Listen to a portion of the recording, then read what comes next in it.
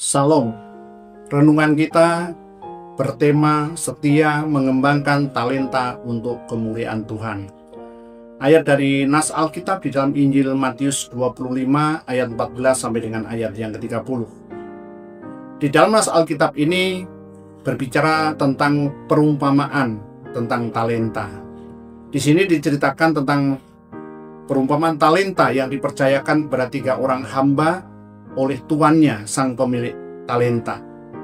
Dan dalam perumpamaan ini kita diingatkan dengan pengajaran yang mendorong kita untuk menyediakan diri menjadi alat bagi kemuliaan Tuhan dan menjadi alat untuk kebaikan serta menjadi berkat bagi sesama. Saudara-saudara yang dikasihi Tuhan, ada 3 hal penting yang kita dapat pelajari dari perumpamaan ini. Yang pertama, bahwa Tuhan memberikan kepercayaan kepada kita melalui talenta yang diberikan kepada kita.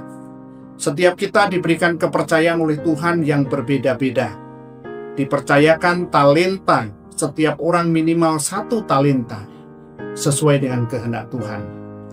Talenta atau harta, dan dalam konteks sekarang lebih kepada karunia, keterampilan, bakat, kepandaian yang tentunya berbeda setiap orang. Dan Tuhan percayakan itu semuanya kepada kita, merupakan anugerah Allah yang luar biasa. Oleh karena itu, jangan kita remehkan talenta itu. Jangan kita sepelekan talenta yang sudah Tuhan percayakan kepada kita.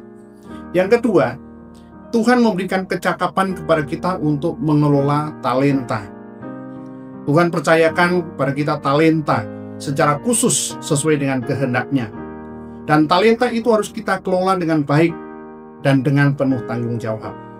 Kita harus cakap, harus rajin, mengembangkan, mengupayakan, dan menjadikan talenta itu berguna, baik untuk kemuliaan Tuhan dan juga untuk menjadi berkat bagi banyak orang, bagi sesama kita. Oleh karena itu, jangan pendam karunia talenta yang ada pada kita. Mari kita dengan kecakapan kita terus kembangkan talenta itu dengan setia. Yang ketiga, bahwa kita juga harus bertanggung jawab terhadap talenta yang Tuhan percayakan kepada kita. Sang pemilik talenta, yaitu Yesus Kristus, suatu saat akan meminta pertanggungjawaban kepada kita. Bagaimana kita mengelola, bagaimana kita mengembangkan dan mengupayakan talenta itu untuk kemuliaan Tuhan dan menjadi berkat bagi sesama. Akan ada perhitungan atas kerajinan, kecakapan, kesetiaan kita terhadap talenta yang Tuhan percayakan kepada kita.